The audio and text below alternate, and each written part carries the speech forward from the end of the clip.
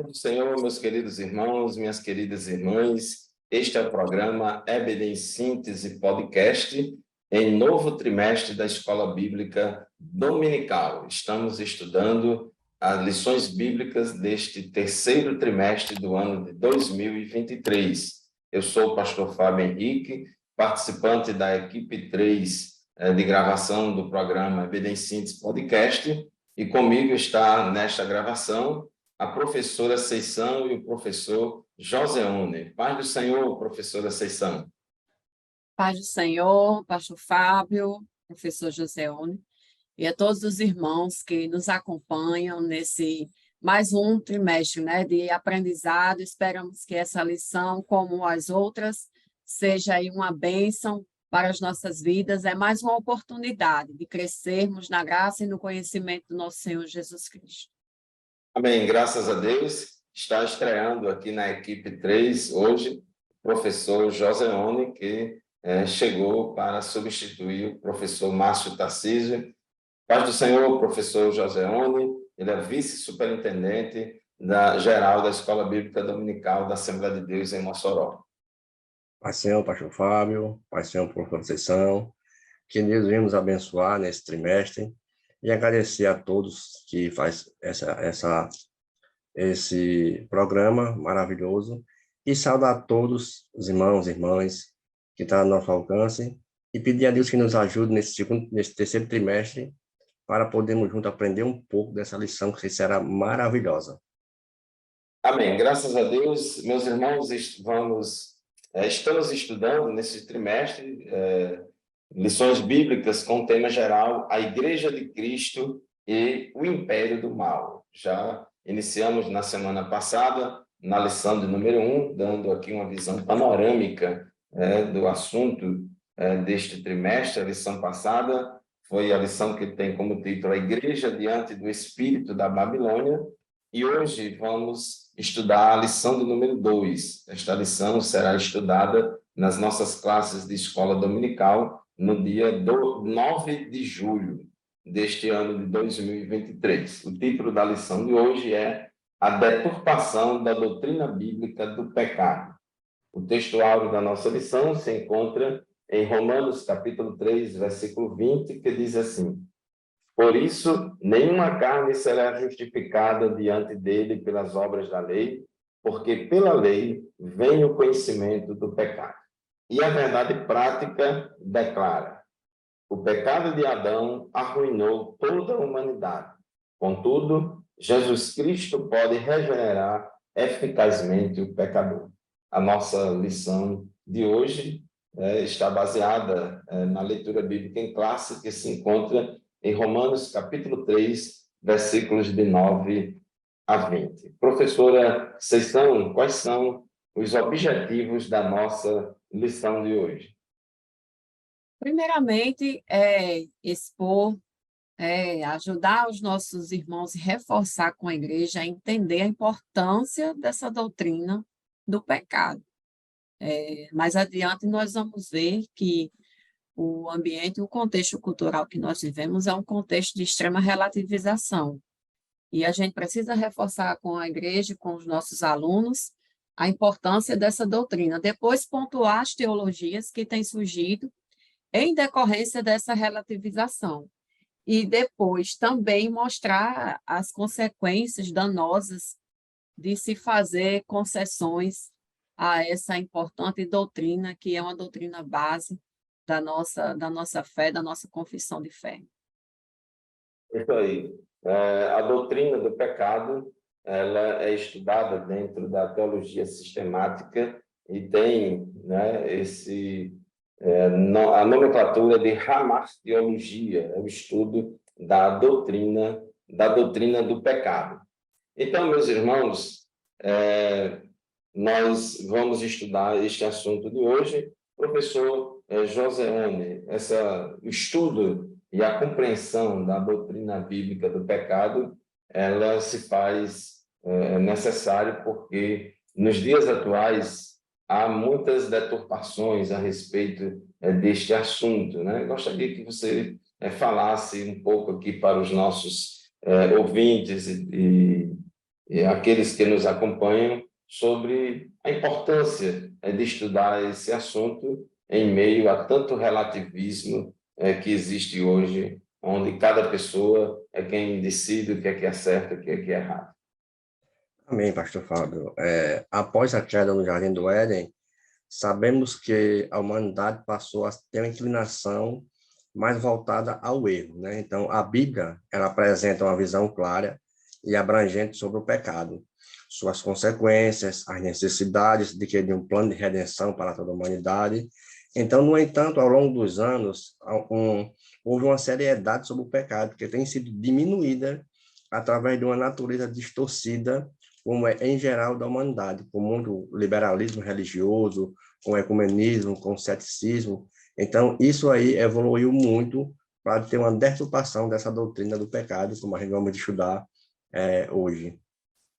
É verdade, professor Joseone, meus queridos irmãos e irmãs que nos acompanham, esse assunto de pecado é um assunto que incomoda.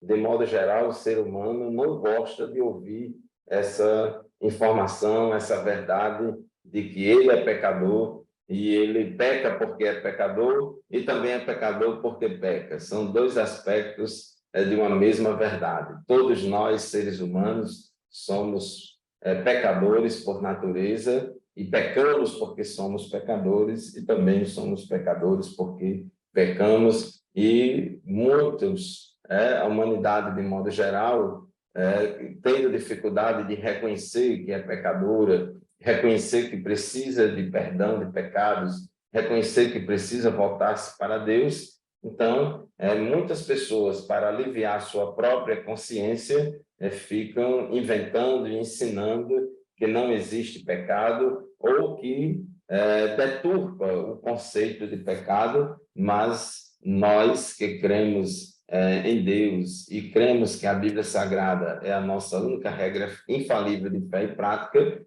nós pensamos e definimos o pecado com base nas Escrituras, né? Então, vamos, nesta lição de hoje, já no tópico 1, falar sobre o ensino bíblico da natureza pecaminosa. Professora, sessão, com base aqui no nosso tópico 1.1, o que é pecado, né? O que é que a gente pode dizer aqui para os nossos irmãos, a definição de pecado?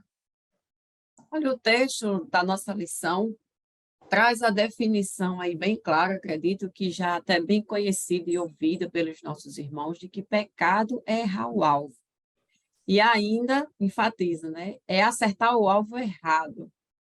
É um desvio de padrão, uma transgressão da lei de Deus, uma lei que foi estabelecida desde muito antes, desde a fundação do mundo. E o grande problema, justamente, do pecado é tudo o que ele traz em seguida, tudo o que ele traz como consequência esse comportamento, que vem aí o questionamento a respeito da lei de Deus, essa relativização a respeito do que é certo, a respeito do padrão moral. E o certo é que quando nós retiramos esse padrão divino do que é certo, daquilo que Deus espera, daquilo que é a vontade de Deus, certamente que tudo o resto pode ser relativizado. E é justamente o que essa lição vem nos trazer, é que isso não pode ter concessão. Nós não podemos abrir mão do conceito do que é o pecado, que é transgredir a lei de Deus, ir contra aquilo que Deus estabeleceu como sendo o padrão para a humanidade, aquilo que faz parte da natureza do nosso Deus, um Deus que é puro, que é santo, que é justo, que não corrobora as atitudes com atitudes erradas, e isso está ligado intrinsecamente à natureza do nosso Deus, que é um Deus totalmente santo e totalmente zeloso. É verdade, professora Sessão, meus queridos irmãos, pecado, ele não é uma coisa, pecado não é um germe, né? Pecado é um problema de relacionamento da criatura com o Criador. Deus, como nosso Criador, ele criou a cada um de nós e ele quer que a gente ande de conformidade com a vontade dele. Então, pecado é toda e qualquer falta de conformidade com a vontade de Deus, tanto em estado ou condição, como em inclinação e conduta. A gente peca não somente por meio de condutas erradas que não agradam a Deus, mas também temos uma inclinação natural ao pecado. Vamos falar daqui a pouco sobre a questão do pecado original, né? Então, esse estado de pecado, essa disposição ou inclinação natural ao pecado de fazer a vontade nossa ao invés de fazer a vontade de Deus. Professor Joseone, aqui em 1 João, capítulo 1, versículos 8 a 10, temos uma declaração muito esclarecedora da palavra de Deus. O apóstolo João disse: se dissermos que não temos pecado, enganamo-nos a nós mesmos e não há verdade em nós. Se confessarmos os nossos pecados, Ele é fiel e justo para nos perdoar os pecados e nos purificar de toda injustiça. Se dissermos que não pecamos, fazemos-lo mentiroso e a sua palavra não está em nós. A gente observa aqui, professor Joseone, que ele fala de pecado e de pecados, né? De pecado e de pecados. Existe diferença singular e plural, pecado, se dissermos que não temos pecado, e depois fala de se praticarmos pecado. O que é que significa isso? A professora Conceição, ela deixou claro que pecado ele é um comportamento humano, e no Novo Testamento há vários contextos para se referir ao pecado. Primeiro ponto que ela deixou bem claro é errar o alvo, né? Então, Isaías deixou bem claro, 59, versículo 2, diz que as vossas iniquidades fazem separação entre vós e o vosso Deus e os vossos pecados. Então, ele fala também de uma maneira de coletividade, se refere tanto ao singular como plural, diversificando a toda a humanidade. É tanto que a palavra hamátia, como você falou bem claro no início da nossa lição, que praticar o mal ou pecar contra Deus, isso eu estou indo contra a natureza divina. Então, somente essa reconciliação, por meio de Jesus Cristo, é que eu posso ter o perdão dos meus pecados, que não só é singular, é plural, é muitos, não é só um.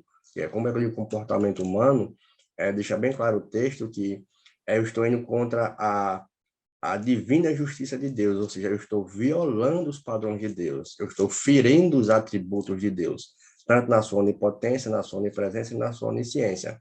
O termo é empregado também em João, em 1 João 5,7, ele usa o termo adáquia. Eu me refiro tanto à maldade como à injustiça que eu pratico com outras pessoas. E se refere também o termo anômia, ou seja, eu estou me rebelando contra a lei de Deus. Então, deixa bem claro aquelas pessoas que usam o termo tanto para falar mal de um do outro, como para praticar o pecado em si mesmo. Ou seja, a diferença entre pecado e pecados a maneira que o texto fala é na coletividade de uma nação em que todo mundo todos pecaram e destituídos e necessitam da glória de Deus. E essa palavra apistia, ela indica um meio da sociedade, como é o comportamento humano, a incredulidade e a infidelidade contra Deus. Por isso que a palavra pecados, ela vem no coletivo, que é para toda a humanidade. Então, todo mundo, de modo geral, está transgredindo a lei de Deus, porque eu só conheço o pecado através da lei. Se a lei não me dissesse o que não era o pecado, eu não conheceria o pecado. Então, através de Cristo, é que eu posso ser liberto dessa condenação. Isso mesmo. Então, meus amados irmãos, 1 João 1,8 diz que se dissermos que não temos pecado, enganamos-nos a nós mesmos. Então, nesse versículo, João fala do pecado que nós chamamos de pecado original, né? Se dissermos que não temos pecado, ou seja, todos os seres humanos, todos nós, descendentes de Adão, temos pecado, ou seja, somos pecadores por natureza, temos uma natureza humana, carnal, pecaminosa. Então, é essa condição, esse estado de pecado, essa condição de pecador por natureza e que também tem uma disposição para a prática de pecados. tem uma disposição ou inclinação natural para transgredir a lei de Deus. E aí, João diz também, se confessarmos os nossos pecados, aí ele já está falando das nossas condutas, ações e práticas transgressoras da lei de Deus. É muito importante a gente frisar muito essa questão do pecado original, porque na sociedade difunde-se muita ideia de que o homem é bom, nasce santo, e a sociedade é quem o corrompe. O homem nasce bom, é como uma folha em branco, uma tábula rasa, e depois a sociedade, o mundo, as circunstâncias sociais e econômicas que faz com que ele faça coisas erradas, né? Mas o pecado, ele tanto errar o alvo como uma ação deliberada de acertar um alvo errado e equivocado. Paulo, ensinando em Romanos 5,12, diz que por um só homem entrou o pecado no mundo e pelo pecado a morte, de sorte que a morte passou a todos os homens porque todos pecaram. Davi, no Salmo 51, versículo 5, ele diz: em pecado eu nasci e em pecado me concebeu a minha mãe. Gênesis 8:21, Gênesis 6:25, diz que o ser humano ele é transgressor, é pecador desde a sua meninice, e que ele é pecador por natureza. Capítulo 7 de Romanos, versículos 18 e 19, Paulo fala muito dessa natureza pecaminosa inclinada ao pecado e diz: porque eu sei que em mim, isto é, na minha carne, não habita bem algum, pois o querer o bem está em mim, mas não o realizá-lo, porque não faço o bem que eu quero, mas o mal que não quero, esse faço. Então, essa condição de pecador e a prática do pecado. Professor, vocês são esse pecado atingiu não somente Adão, mas toda a sua descendência. Fale um pouco aí sobre esse tópico 1.2, a universalidade do pecado. O que é que vem a ser a isso? Será que escapa alguém? Não escapa ninguém, tá todo mundo aí debaixo dessa lei que nos condenou aí as nossas motivações, as nossas intenções do nosso coração. E a Bíblia é muito clara com relação a isso, né? O ser humano ele foi criado, é um ser puro, inocente, mas a partir do momento em que ele escolheu desobedecer a Deus, transgredir a ordenança do Senhor, a partir daí toda a humanidade foi condenada a essa condição de escravo do pecado. E é uma condição tão forte que toda a nossa natureza, as nossas motivações, nós precisamos estar o tempo todo levando ao pé da cruz, para que haja luz sobre essa nossa inclinação. Porque agora, a partir dessa queda, toda a natureza humana ela foi corrompida. E não há ninguém que não esteja nessa condição, né? E não é uma coisa como a lição até aqui enfatiza. O pecado ele não é passado adiante meramente pela força de um mau exemplo. E daí vem a necessidade de nós olharmos os problemas do mundo, os problemas do ser humano a partir dessa visão do pecado. E aí é daí que vem a importância de nós estudarmos essa doutrina e confirmarmos a verdade bíblica a respeito dessa realidade do ser humano. Porque somente Cristo pode redimir a humanidade desse pecado. As soluções humanas, com as suas ideologias, com as outras formas de teologia, que às vezes tentam amenizar essa situação, elas são falhas. Elas não contemplam essa necessidade espiritual. Por quê? Porque só Cristo tem o poder de redimir o homem dessa condição. a que toda a humanidade foi submetida pela desobediência do primeiro homem, Adão.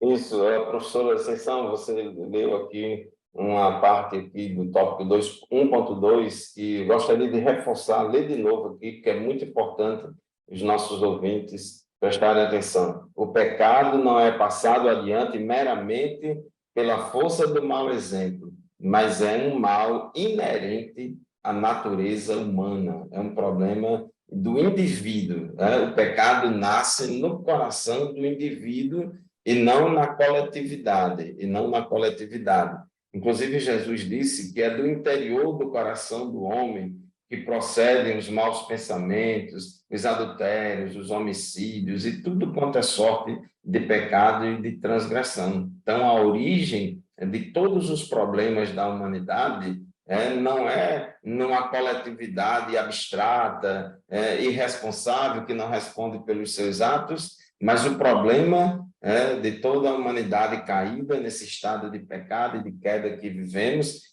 nasce no coração de cada indivíduo. E cada indivíduo, cada pessoa individualmente tem que ser tratada em relação a isso. Professor Joseone, aqui no tópico 1.3, nosso comentarista fala de corrupção total. Isso é a mesma coisa daquele termo depravação total. O pecado afetou a todas as pessoas, mas será que o ser humano pode ser bom? Tem alguma coisa boa nele? Tudo o que ele faz é ruim? Será que não tem nada de bom? Será que o pecado afeta toda a dimensão do nosso ser ou apenas algumas coisas? Eu achei esse ponto interessante, pastor Fábio, que sobre essa corrupção total, que a lição deixa bem claro, dois aspectos, tanto o pecado original, que o homem passou a adquirir essa modalidade sob a inclinação, já era para fazer o erro, como o salmista Davi frisou bem, que ele já nasceu em pecado. E em Naum deixa bem claro, capítulo 1, versículo 3, que Deus não tem o culpado por inocente, né? E tanto que, nesse aspecto, a inclinação para fazer o erro é um resultado do pecado, como a lição frisa bem. Então, por causa da queda, todas as áreas do nosso ser foram corrompidas. Então, a lição, ela deixou bem clara. Então, nesse ponto, começou a vir as deturpações sobre isso, sobre a teoria federal, sobre a teoria realista, sobre a imputação mediana. Então, isso, o autor já deixou bem claro que, sem a ajuda divina, ninguém pode ser transformado. Então, divinamente, o livre-arbítrio, ele precisa de uma restauração, né? Como a lição do Frida bem. Então, somente por meio da graça que o homem recebe essa capacidade de crer e se arrepender-se, é que pode ser salvo. Então, assim, há uma deliberação desarraigada na humanidade que, através desse pecado original do homem, que Adão escolheu esse pecado, tanto que, através desse pecado, começou a ter uma série de consequências. Por exemplo, o homicídio, a vingança, a expansão da maldade sobre a terra. Então, depois os filhos e as filhas começaram a se corromper, e nesse ponto dá início a uma série de paradigmas, como se diz, não é abstrato. Então, essa depravação total passou a toda a humanidade através de um pecado original que todos passaram a errar. Em Romanos 3:23 deixou bem claro, olha, todos pecaram, todos, não excluiu ninguém. E em Romanos, ainda capítulo 6, ele diz, olha, que o salário desse pecado, ele gera morte. Então, dessa forma, o pecado não provém de nenhum esforço humano, mas é gratuita e divinamente oferecida através da pessoa do nosso Senhor e Salvador Jesus Cristo.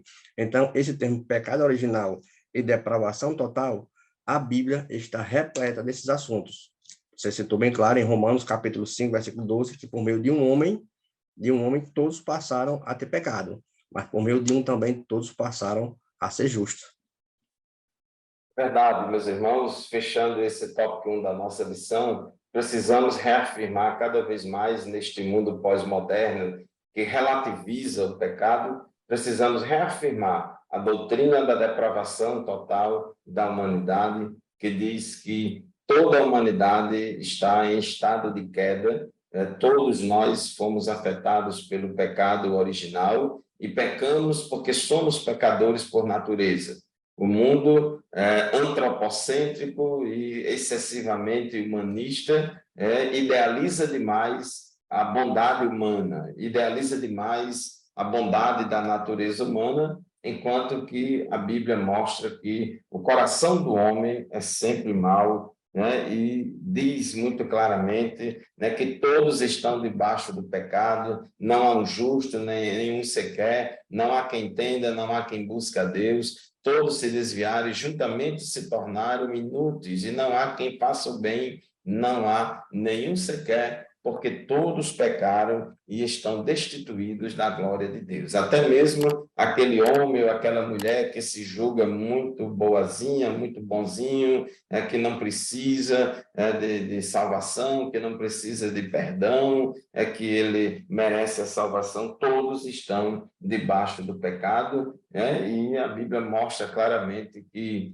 quem crê em Jesus será salvo, mas quem não crê já está condenado, né? Porque nós somos, toda a humanidade, por natureza, filhos da ira, e a ira de Deus está sobre toda a humanidade pecadora. Aqui no tópico 2 da nossa lição, fala de teologias modernas que apresentam conceitos deturpados dessa doutrina do pecado, da hamartiologia, e as implicações que isso tem no dia a dia da vida das pessoas, da cristandade, etc. Então, vamos falar agora no tópico 2 dessas teologias modernas, e a primeira que se coloca aqui, professora Seição, no tópico 2.1, é a questão da teologia do pecado social. O que seria esse pecado social e em que ponto, em que aspectos ela difere, deturpa da doutrina bíblica do pecado? O primeiro ponto é que essa teoria, essa teologia do pecado social, ela liga essencialmente o problema do ser humano a problemas sociais, né? Ela diminui a importância da realidade espiritual da alma do ser humano a questões simplesmente terrenas. E daí, mostrando em seguida que a solução para a redenção do gênero humano é recuperar a sua condição social, né? Então, ela deturpa completamente a doutrina bíblica, que não está atrelada a condições terrenas e condições sociais do ser humano. O problema do homem, o seu problema principal, é a sua condição de rebelião contra Deus.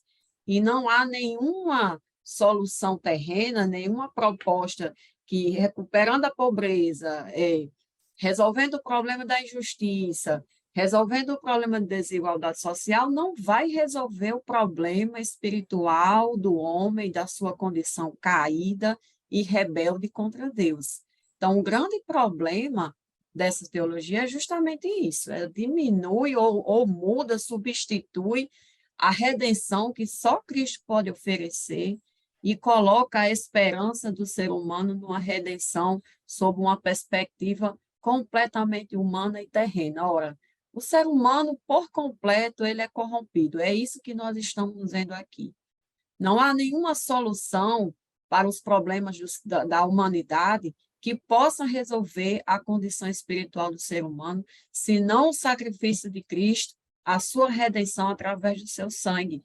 Então, nenhuma teologia que se proponha a resolver o problema do ser humano por meio dessas resoluções de justiça social ou da condição humana de relacionamento, nada disso pode substituir a redenção através do sangue de Cristo, através do sacrifício de Cristo. Verdade. Meus irmãos, é importante que entendamos o seguinte: uma coletividade, uma sociedade tem virtudes e defeitos que refletem as virtudes e defeitos de cada um dos seres humanos que compõem esta sociedade.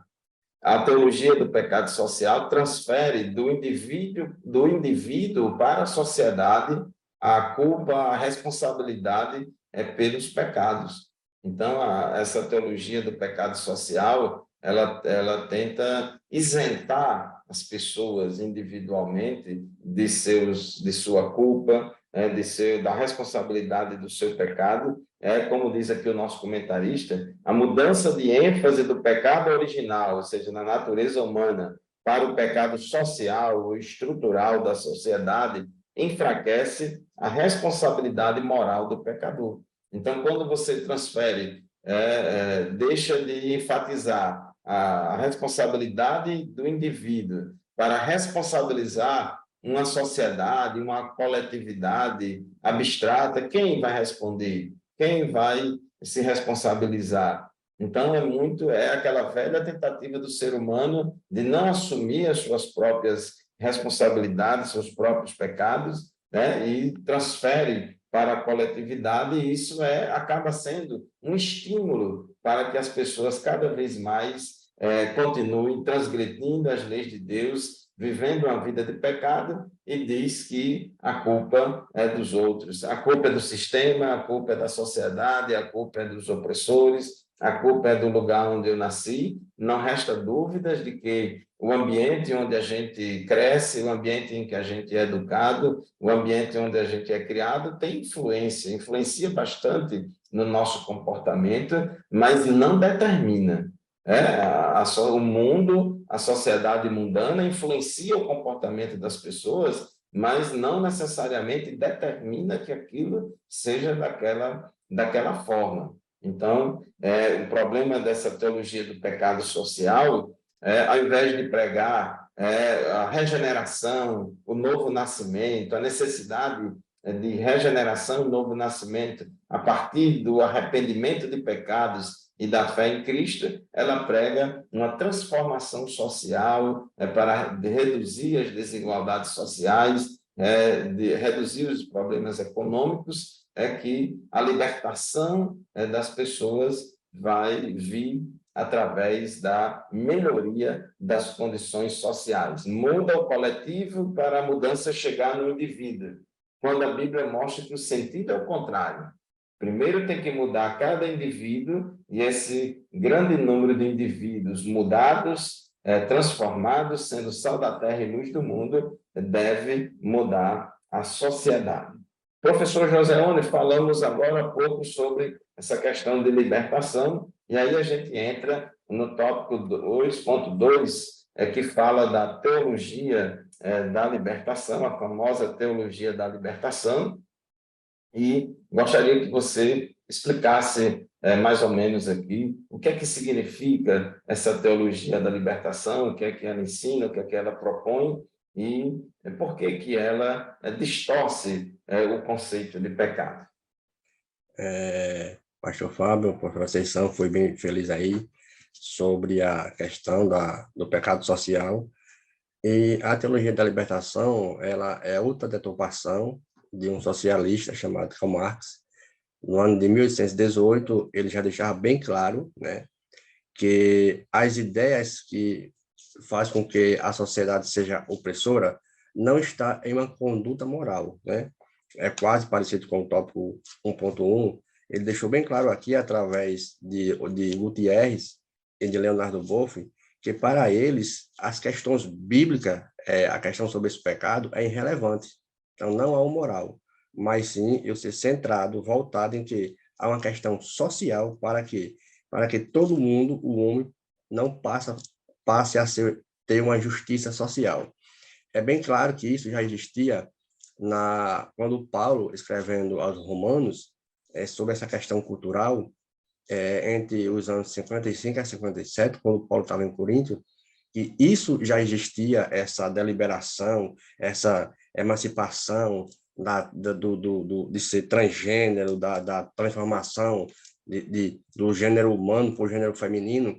Então, isso já existia na década do apóstolo Paulo. É tanto que ele utiliza aqui o contexto histórico desse período em combater justamente a nossa moral com a fé cristã, dizendo que essa teologia da libertação, ela não está em uma conduta da sociedade no homem ser, moral, numa ética padrão, mas sim por conta de quê? Das injustiças, de uma sociedade onde as doutrinas bíblicas para eles eram irrelevantes para essa situação.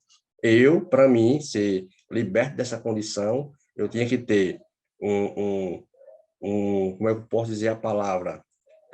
Não deve ser centrado, pelo menos nas doutrinas bíblicas, mas em um ambiente onde eu esteja bem, onde todo mundo esteja bem, onde a sociedade ela deve ser um gênero, não pode ser tratado por raça, cor, de maneira alguma. A Bíblia ela deixou bem claro sobre esse assunto da libertação.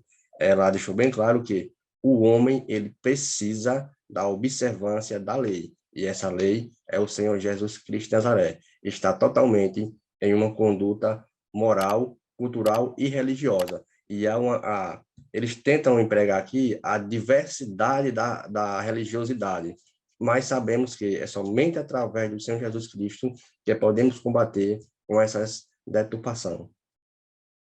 Verdade, a teologia da libertação é uma filha dessa teologia do pecado social que transfere a responsabilidade do indivíduo para a sociedade, que enfatiza o pecado, as estruturas sociais, as estruturas econômicas, o pecado estrutural, sempre transferindo para uma estrutura social que ela não é um ser moral que responde pelos seus atos, e prega que todas as relações humanas são caracterizadas por uma relação de opressor, oprimido, e dessa forma usa a mediação socioanalítica marxista para poder compreender a natureza e o comportamento humano e acaba achando que o problema do pecado, das coisas ruins e das mazelas da sociedade é porque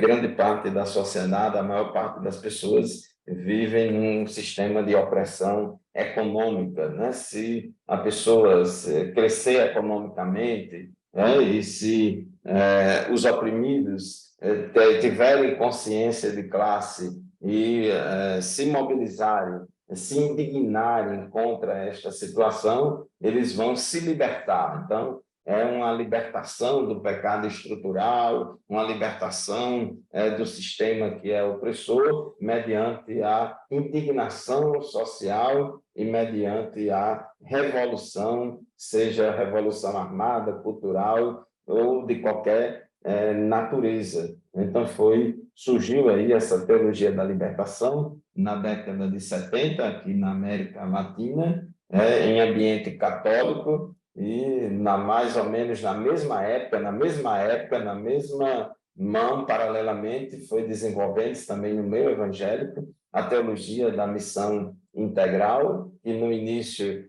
sempre negou que tinha viés marxista, a teologia da libertação nunca negou esse viés marxista, mas a teologia da missão integral sempre negava, mas ultimamente, nos últimos anos, eles acabaram assumindo que, de fato, usa a mediação socioanalítica marxista para entender a sociedade, entender o comportamento humano, e daí vem não somente essa teologia da libertação, que exalta, enfatiza o aspecto econômico, mas existe no estudo da teologia, meus irmãos, várias teologias de libertação, no plural.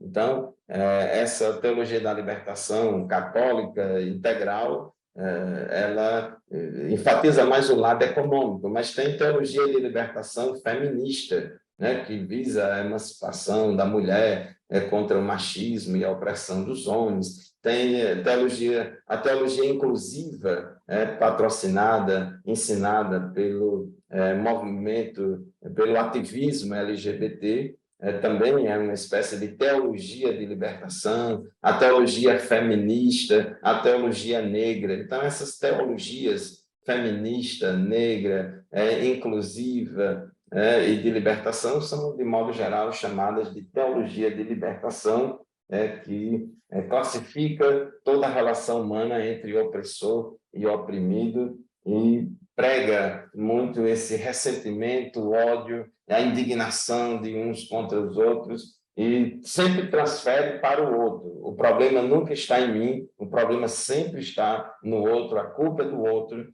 que tem que ser combatido, eliminado e acabar com tudo, porque aí a gente vai chegar no paraíso, né? Então, o céu dessa teologia da libertação é uma espécie de milênio sem Jesus, né? Uma espécie de reino de Deus sem Deus, né? E acha que vai resolver todos os problemas sociais, reduzir as desigualdades sociais e econômicas com base na revolução. Professora Conceição, existe também outra teologia moderna, que é o liberalismo teológico, né? Que se manifesta de várias facetas, de várias formas, mas parece que a ênfase maior aqui da lição é mostrar o ataque muito forte, parece que o alvo principal do liberalismo teológico é a Bíblia Sagrada, a Palavra de Deus. É isso mesmo. E a gente vê pela Palavra de Deus que a manifestação do espírito do anticristo, que acontecia desde os tempos já dos apóstolos, era um espírito que vinha negando as verdades bíblicas, principalmente com relação à natureza de Cristo. E não é diferente os dias atuais, o que a gente presencia é um ataque cada vez maior, e agora uma potência maior ainda, porque esse ataque não vem só de pessoas de fora, mas é de pessoas que estão entre nós, estão dentro, às vezes, das igrejas, começando a divulgar, a difundir uma crença que agora relativiza a veracidade, digamos assim, a autoridade da palavra de Deus, né? É uma teologia, uma forma de pensar que agora relativiza e não acredita mais na inerrância, na infabilidade das Escrituras, e inclusive até os milagres de Jesus são questionados. É questionado aí o nascimento virginal de Cristo, assim como lá naqueles tempos se questionava se realmente Jesus Cristo era Deus, porque tinha vindo em carne. Então, esse é o espírito do anticristo. É aquele que nega que Jesus Cristo é Deus. E isso vem em consequência até os dias atuais. O ser humano, naquele seu orgulho que herdou desde a queda, vem agora questionando as verdades de Deus. E é um perigo quando nós começamos a questionar as verdades bíblicas, porque aí a gente começa a abrir ocasião e oportunidade para que ensinos perigosos adentrem o nosso meio. E nós precisamos reafirmar em nossas classes que a Bíblia ela tem autoridade final sobre qualquer assunto, sobre qualquer situação. Qual é o erro dessas teologias que nós estamos estudando aqui nessa lição?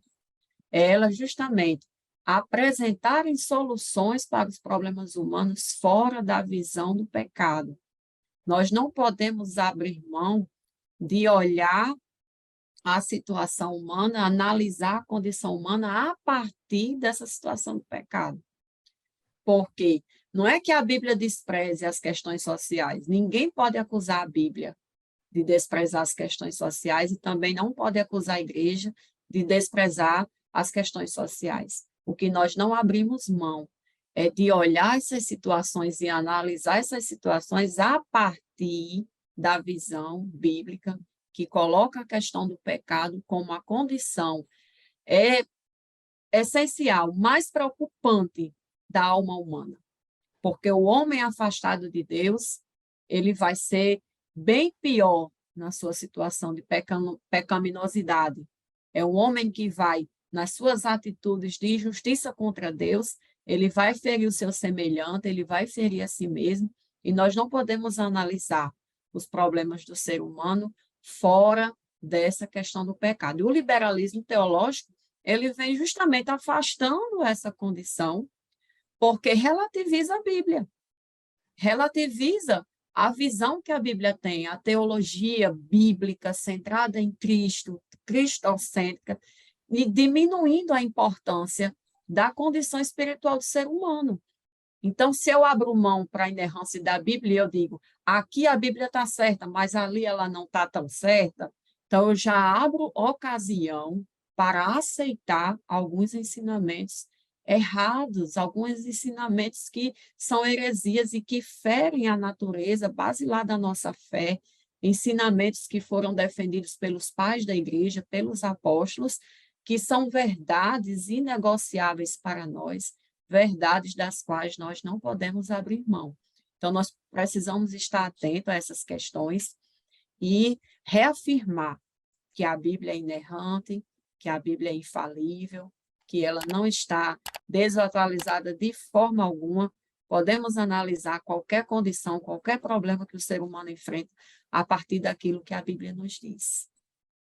Verdade, irmã Conceição.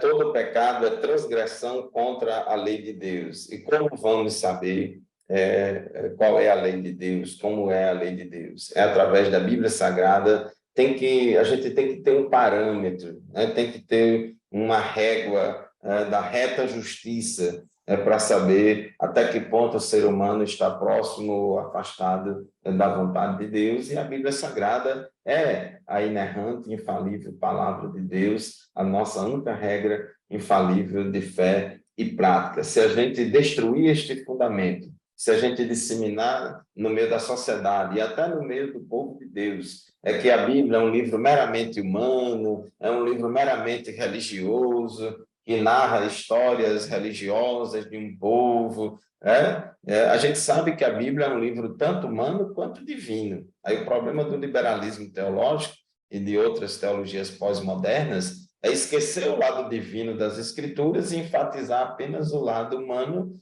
considerando que seja apenas um livro humano e até cheio de mitos e de inverdades. Mas no tópico 3.3, professor Joseone fala aqui sobre a normalização do pecado. Se a gente tem um conceito deturpado do pecado, por meio de várias teologias modernas e tantas outras, a consequência disso são crises éticas e morais na sociedade.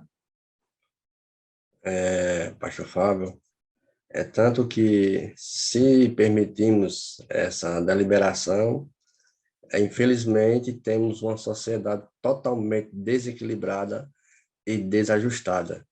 É tanto que, como as teorias e as teologias que surgiram, elas tentam deturpar essa ética e a moral. E o que é a ética? A ética são valores que eu tenho, são princípios que eu tenho através de alguns conceitos, principalmente bíblico. E a moral já é a prática dessa conduta, aquilo que eu faço. Então, no momento que eu passo a ter essa deliberação de conceito de desvio, de falha de condutas, por exemplo, a imoralidade sexual, o aborto, o uso de drogas ilícitas para ser lícitas. Então, eu tenho um desequilíbrio total de uma sociedade. Como vamos, se as teorias já falavam de uma questão social, se eu deliberar essa questão em área social, por exemplo, se eu libertar das drogas, como vai ficar a sociedade diante dessa situação? Como vai ficar as clínicas com pessoas viciadas? Então, eu vou ter um desequilíbrio total dessa maneira. E a minha ética e a minha moral, elas condizem com esse comportamento. Então, principalmente, esses termos que violam a ética moral e bíblica, elas passam a ser e tentam a ser normalizadas. Então, os princípios bíblicos jamais, como foi lido no textuário. Por isso, nenhuma carne será justificada pelas obras da lei, porque pela lei vem o conhecimento do pecado. E a gente deliberar esse consentimento, eu estou colocando, relativizando de modo geral todas as questões bíblicas, e eu vou, infelizmente, anular a prática e a moral que condiz à minha conduta, e principalmente as condutas e doutrinas bíblicas a qual nós aprendemos e prezamos nesse cotidiano. Isso. A ética diz respeito a esses princípios, esses valores que cada um de nós tem e que vai influenciar na nossa conduta, vai influenciar na nossa moral. A moral já é o comportamento, já é uma expressão dessa ética interna. Agora, quem forma essa ética? Quem molda? Quem delineia essa ética? Então, nós, como cristãos, temos a nossa ética embasada na palavra de Deus, na Bíblia Sagrada. E quando a gente tem a fé verdadeira, vamos produzir boas obras, né? Então, quando a sociedade despreza isso, normaliza o pecado e relativiza tudo, aí a sociedade entra em um caos, porque tudo é relativo e o certo e o errado depende se a pessoa é do meu grupo ideológico ou é de outro grupo ideológico, certo ou errado depende se a pessoa tem dinheiro, é pobre ou rico, se é dessa raça A ou da raça B, o certo ou errado depende da pessoa, depende das circunstâncias, depende do momento, ou seja, é uma ética da situação, uma ética relativista. Então, isso é um problema sério. Mas outra consequência também dessa normalização do pecado é também uma influência na conduta moral no que diz respeito à sexualidade do ser humano. Professora Conceição, a imoralidade sexual é como uma prática de comportamento sexual contrário à palavra de Deus, também é um reflexo desses problemas, não é isso? É verdade, é uma consequência de tudo aquilo que a gente está estudando até agora, né? É a quebra de padrões. E o Senhor nosso Deus, ao criar o homem, ele determinou padrões para esse ser humano no que diz respeito a todo o aspecto da sua vida, inclusive a questão da sexualidade.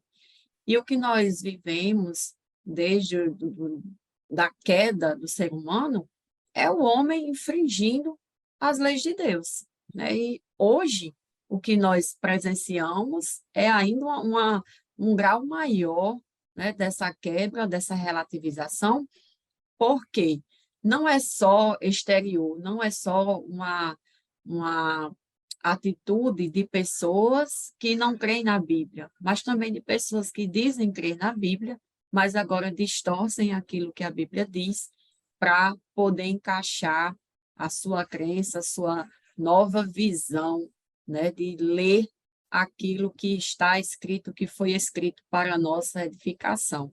Então, é um problema que nós vemos com muita preocupação e acredito que nós devemos enfatizar na nossa sala de aula, com os nossos alunos, a importância de se resguardar aqueles padrões que foram determinados por Deus.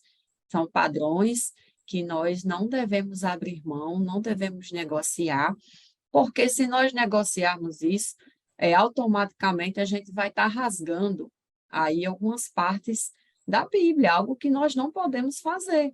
Não tem negociação com relação a isso. E nos últimos anos tem surgido algumas formas de teologia que têm tentado distorcer os ensinamentos, principalmente os ensinamentos do apóstolo Paulo, tentando colocá-lo aí sob um aspecto cultural, né? E, na verdade, nós devemos ter cuidado com isso. Nós não podemos relativizar o ensinamento quanto à questão da sexualidade humana, porque foi um padrão que Deus criou desde o início, foi esse o modelo que Deus criou, foi um modelo enfatizado por Jesus e também pelos apóstolos, pelos pais da igreja, e é algo que a igreja dos dias atuais não pode abrir mão. Nós presenciamos o surgimento de pastores, de igrejas que são chamadas de igrejas inclusivas, que tentam, às vezes, olhar para essa situação e tentar ali encaixar. Para encaixar, precisa distorcer o texto bíblico, e é algo que nós não podemos fazer com a palavra de Deus. Ela se mantém inerrante naquilo que ela foi escrita, naquilo que ela ensinou sobre esse comportamento. É um comportamento do mundo que reflete a condição da queda, que reflete uma condição de rebeldia do homem com o seu Criador. E nós, enquanto testemunhas de Jesus, enquanto pessoas que se propõem a obedecer aquilo que Deus determinou, nós não podemos abrir mão desses padrões. O Senhor determinou um padrão para a sexualidade humana, colocando como ordem natural o homem e a mulher, colocando um padrão de casamento, aquele casamento entre o homem e a mulher, porque foram esses dois gêneros que o Senhor, nosso Deus, criou. E aquilo que ele determinou é bom. A própria palavra de Deus diz que é bom. Tudo que ocorre em decorrência da queda é fruto do pecado, do orgulho do ser humano, que muitas vezes quer colocar a sua vontade, o seu querer, a sua forma de vida acima daquilo que a palavra de Deus determina.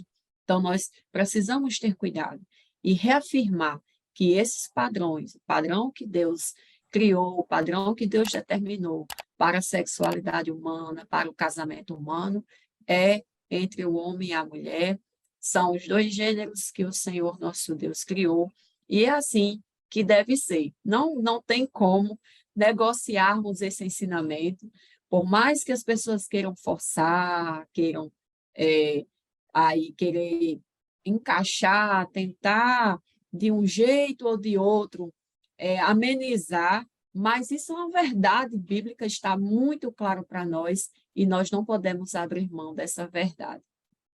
Isso, Deus criou macho e fêmea, homem com cromossomos XY, mulheres com cromossomos XX e homens, né, que devem ser educados para se sentirem com o gênero masculino, e mulheres devem ser educadas para se sentirem com o gênero feminino. O gênero tem que combinar com o sexo biológico determinado geneticamente, e a prática sexual, a sexualidade deve estar de conformidade com a vontade de Deus. Foi Deus quem criou o sexo, sexualidade foi criada por Deus, mas a sexualidade sadia, né, para ser desfrutada plenamente dentro do casamento heterossexual, monogâmico, monossomático, indissolúvel e confessional. Então, meus irmãos, qualquer desvio desse comportamento é adultério, é lascívia, é imoralidade sexual, o termo porneia no Novo Testamento, toda e qualquer conduta sexual ilícita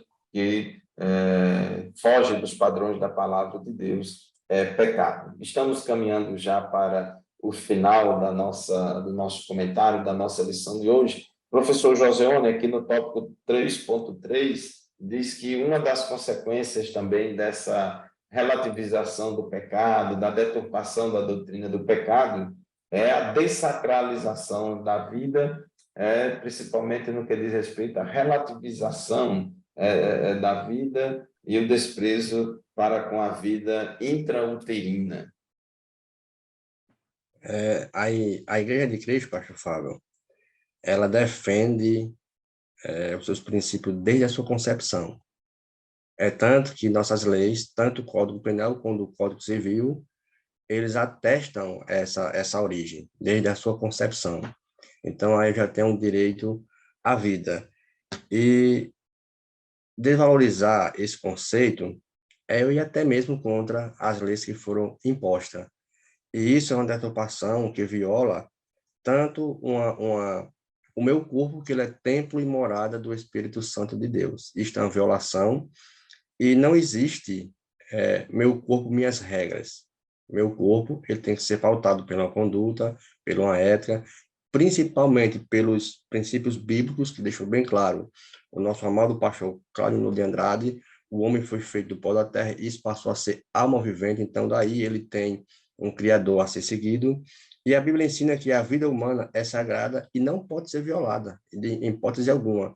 Isso é atestado também nas nossas condutas, que Paulo, escrevendo a Efésios capítulo 5, versículo 29, ele deixou bem claro que o meu corpo, eu tenho que ter cuidado com esse corpo, eu preciso alimentar esse corpo. Por exemplo, se tiver uma deliberação dessa dessocialização de pecado, como a lição ela frisa bem, desse espírito babilônico, como está no tema da nossa lição, o meu corpo ele vai passar a ser violado em todas as hipóteses, ou seja, a vida para mim não vai fazer nenhum sentido. Eu vou passar a adotar, por exemplo, se eu nascer com algum defeito, eu vou querer fazer uma eutanásia, um suicídio, como muitos livros e muitos filmes ensinam essa conduta. Ou seja, eu tenho um corpo, esse corpo me pertence, e a partir daí eu tenho um falso direito, né, como a lição chama, um falso direito, de que eu posso fazer o que eu quiser com o meu corpo. Eu posso prostituir, eu posso abortar, eu posso encher meu corpo de tatuagem, que isso não vai... Não há pecado algum em essa conduta para muitas pessoas, mas para a ética, conduta cristã, seguindo os princípios bíblicos, eu não posso valorizar este tipo de conduta. Então, os princípios bíblicos deixou bem claro, aqui no 3.3, as escrituras ensinam que a vida é sagrada porque ela tem origem divina. Eu preciso do Senhor Jesus Cristo de Nazaré para desassocializar essas questões que estão surgindo hoje na nossa sociedade. Infelizmente, esta autonomia incondicional, que são propostas até deturpando as nossas leis, que hoje são impostas, né? Eles estão querendo burlar essas leis para fazer aquilo que está na sua ética, na visão deles. Mas, pelos princípios bíblicos, a Bíblia, ela valoriza o corpo humano, ela valoriza a origem divina e ela valoriza nosso comportamento segundo as Escrituras.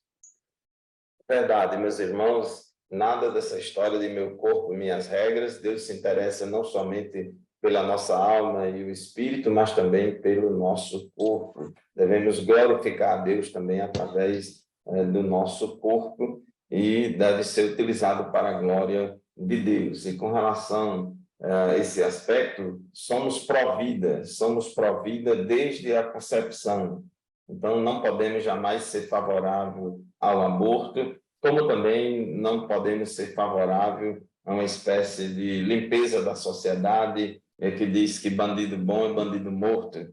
Bandido bom é bandido que se converte a Cristo e é transformado pelo poder do Evangelho, que é poder de Deus e salvação para todo aquele que crê. Então, devemos sempre ser pró-vida. O assassinato, seja de uma pessoa que está no ventre da mãe ou que já saiu do ventre da mãe, é um atentado contra a dignidade da vida humana. O ser humano foi criado à imagem e semelhança de Deus, e ele é a imagem e semelhança de Deus, tanto no ventre quanto fora do ventre. Infelizmente, essa deturpação da doutrina bíblica do pecado relativiza as coisas, e hoje no Brasil, por exemplo, o Congresso Nacional nunca aprovou lei de aborto para favorecer o aborto, mas existe ação que está tramitando no Supremo Tribunal Federal para liberar o aborto até 12 semanas de vida, ou seja, até 3 meses.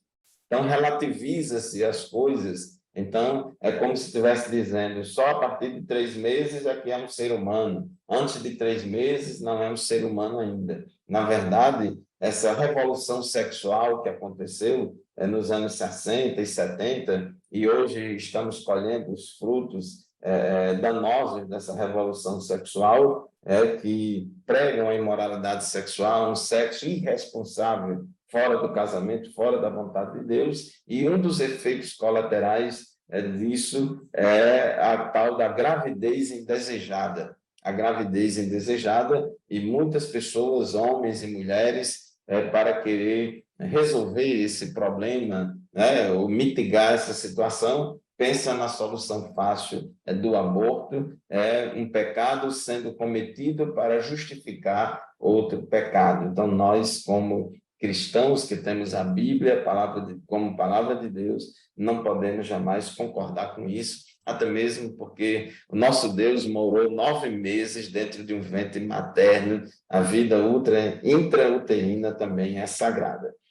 Pois é, meus queridos professores, Seissamo e Joseone, chegamos aí ao final da nossa lição de hoje, e gostaria de dar oportunidade para vocês fazerem as considerações finais. Professora, Conceição, concluindo esta lição de hoje, o que é que você tem a acrescentar ainda? Amém. Graças a Deus por mais uma lição que nós estudamos aqui.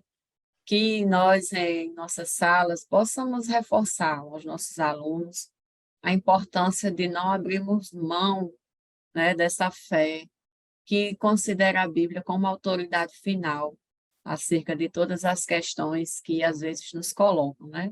Como nós dissemos no início do nosso estudo, nós vivemos um tempo de muitos questionamentos, principalmente questionamentos quanto ao comportamento que é baseado na ética judaica cristã, e as pessoas não gostam e querem a todo custo fazer com que a igreja ceda àquilo que elas desejam para o seu comportamento. Mas nós, enquanto igreja, nós temos que nos resguardarmos e afirmarmos a nossa fé naquilo que foi escrito no texto sagrado, valorizarmos a Bíblia como a nossa conduta de fé e de prática, e não abrirmos mão dessa verdade, né? Que é o grande perigo dos falsos ensinos, das distorções, que às vezes adentram as nossas igrejas e querem distorcer aquilo que nós aprendemos e cremos,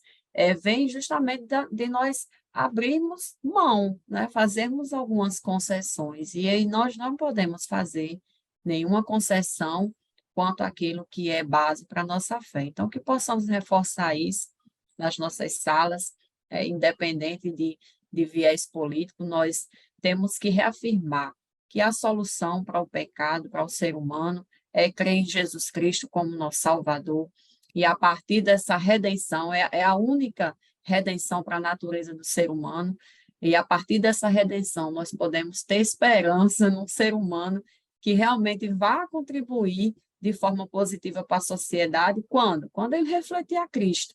É a única forma que um ser humano pode contribuir positivamente para a sociedade, é se rendendo aos pés do Salvador e, a partir daí, colocando em prática os ensinamentos do Senhor Jesus. Bem, professor Joseone, quais são as suas palavras finais? Que a gente possa mostrar aos alunos que compreender a gravidade do pecado nos leva a reconhecer uma necessidade de redenção para toda a humanidade, como Paulo frisou bem aos Romanos, capítulo 5, versículo 8, mas Deus prova o seu amor para conosco, que ele morreu por nós, sendo nós ainda pecadores. Então, somente por meio da fé em Cristo é que podemos ser perdoados e reconciliados por Deus, e mostrar que o pecado ele é grave, ele gera graves consequências, e que nós não podemos abrir mão desses princípios, principalmente nas doutrinas bíblicas, a qual muitos apóstolos defenderam esse padrão ético, moral, para toda a sociedade. Muitos perderam suas vidas e já deixaram bem claro, isso jamais é inegociável, que a nossa igreja não possa abrir mão, de modo geral, sobre essa perversidão que está surgindo aí em toda a humanidade. Só meio através de Jesus Cristo é que podemos ser reconciliados com Deus. Pois é, meus irmãos, o pecado existe, o pecado é grave, mas há solução para o problema do pecado.